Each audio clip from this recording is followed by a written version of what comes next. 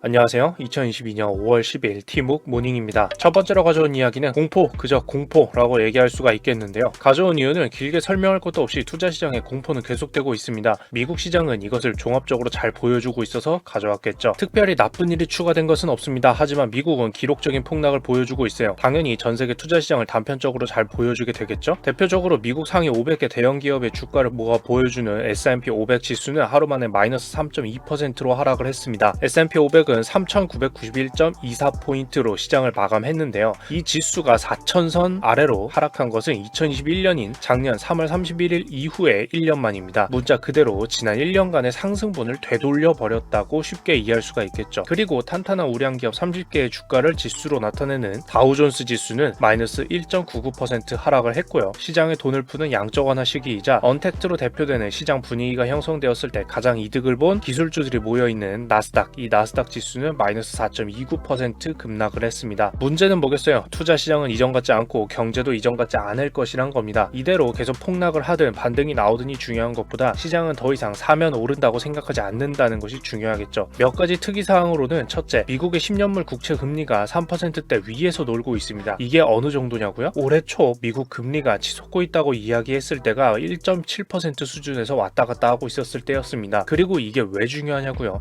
이 금리가 높아지면 높아질수록 돈을 갚는 상대가 망하지 않는 이상 10년이면 10년이라는 만기까지 들고만 있으면 원금과 이자란 수익이 웬만해선 보장될 수 있는 채권을 사지 주식을 사지 않습니다. 실제로는 주식도 사긴 하겠지만 높은 이자를 받는 채권으로 비중이 좀 더 기울겠죠. 벌써 올해에만 마이너스 25% 안팎으로 하락하는 주식시장에선 돈이 빠져나가고요. 하다못해 예금으로 갈 수도 있습니다. 더불어 채권은 금리가 오르면 어떻다? 가격은 반대로 떨어진다. 즉 채권 시장은 금리가 이렇게 오른다는 얘기가 가격이 폭락 중이란 얘기가 됩니다. 이대로 가면 채권을 손절하는 경우가 추가로 나올 수가 있겠죠. 그럼 대량으로 누군가 팔면 채권의 가격이 떨어질 가능성이 높아지고 역시 가격과 금리는 반대니까 가격은 떨어지고 채권의 금리는 더 오를 수 있거나 높은 채로 유지될 거란 공포감이 생길 수 있습니다. 결국 이는 모든 투자시장, 위험자산 투자시장의 부담이 되게 되겠죠. 그나마 현재 채권 금리는 급등락을 반복하면서 미국 증시 마감 후 하락해서 3.05%로 내려오는 모습을 보여주긴 했습니다만 불안정함을 보여주고 있고 역시 높은 수준이기 때문에 안심할 수는 없는 상태죠. 그리고 앞으로도 높아질 가능성도 있고요. 오늘 이야기를 출발할 때 추가로 나쁜 것은 크게 없다고 했지만 반대로 말하면 좋을 것도 없는 시장이고 지금은 그것만으로도 충분히 떨어질 만큼 더 이상 즐길 수 없는 시장이 되었다는 게 포인트인 것 같습니다. 굳이 포트폴리오에 주식을 분배해두면서 이 시기를 지낸다면 보편적으로는 경제가 나쁠 때 수익률을 지키기 위해 산다는 주식인 경기 방어주를 사게 되겠죠. 그리고 어제자로 언급했던 고배당주나 담거나요. 실제로 어제 필수 소비재 주식은 그나마 크게 하락하지 않는 모습을 보여주었다고 하는데요. 필수 소비재란 여러분들이 일상을 살아가면서 소비하게 되는 상품을 팔거나 서비스를 제공하는 곳을 얘기합니다. 반대로는 내구재가 있는데 그거는 한번 사두면 오래오래 쓰는 것을 얘기하겠죠. 여기서는 비내구재, 한번 사두고 오래오래 쓰는 게 아니라 계속해서 생활을 영위하려면 사야 되는 것을 얘기하게 되는 겁니다. 주로 S&P 500에 속하는 여러 생활용품을 모아 팔기도 하는 타깃 코퍼레이션이나 홈디포 또는 코카콜라로 대표되는 음료 업체들이나 음식료 업체들이 있겠죠. 결국 전형적인 하락기 모습을 보여주고 있다는 뜻이기도 합니다. 그래서 돈을 지키려는 모습들이 많이 보인다는 거고요. 두 번째로 가져온 이야기는 은행업 사상 최초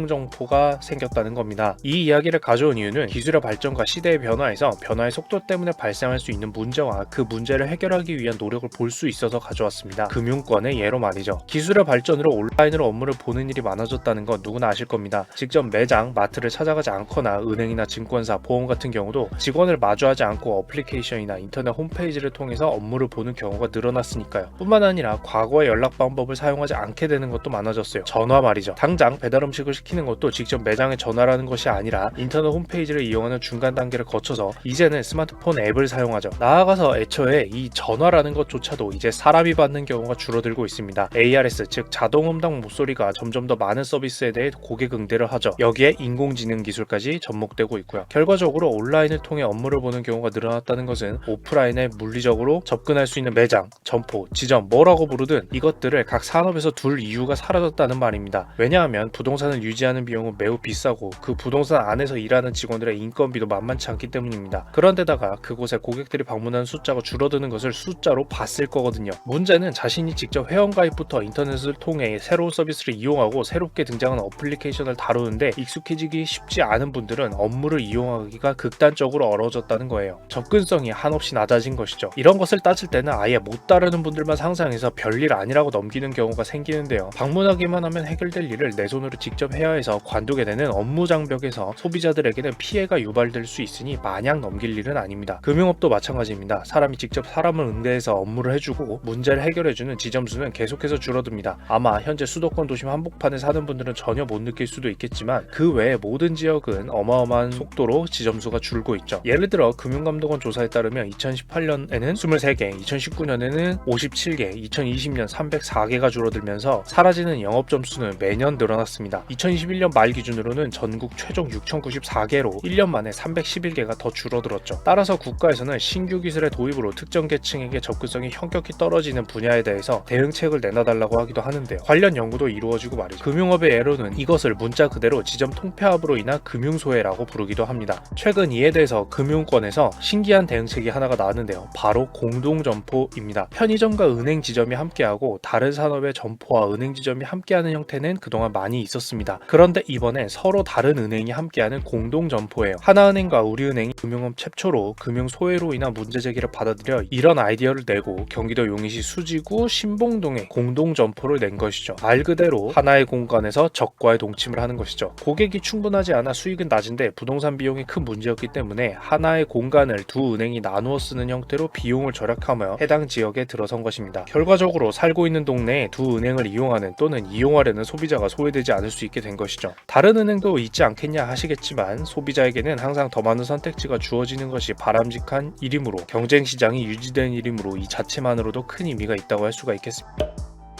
이 대응책이 답일지 아닐지는 모르지만 중요한 것은 서비스 접근성이 한없이 낮아져 문제를 겪는 분들에게 어떠한 해결책이 주어져야 한다는 것에 사회가 동의해서 각종 해결책이 모색되고 있다는 것이 중요하겠죠. 이에 대해 고민하는 기업 또는 사람들이 시장을 지배하진 않더라도 ESG와 함께 시장을 잃지는 않는 모습을 보여줄 것 같기도 합니다. 사회적 기여를 높여서 말이죠. 자, 오늘 가져온 이야기 두 가지 간단히 정리해보자면 첫 번째로 가져온 얘기는 역시나 이 공포감 계속되고 있고 미국의 폭락을 통해서 이야기를 해봤고요. 이와 함께 경기 방어주에 대해서 간단하게 이야기를 해봤습니다. 필수 소비재로 말이죠. 그리고 두 번째는 금융 소외계층을 챙기는데 은행업에서 최초로 공동점포가 생겨서 이 이야기를 가져왔습니다. 자, 2022년 5월 10일 오늘도 있어 보이는 경제 이야기로 커피 한 잔을 맛있게 즐기시길 바라겠습니다.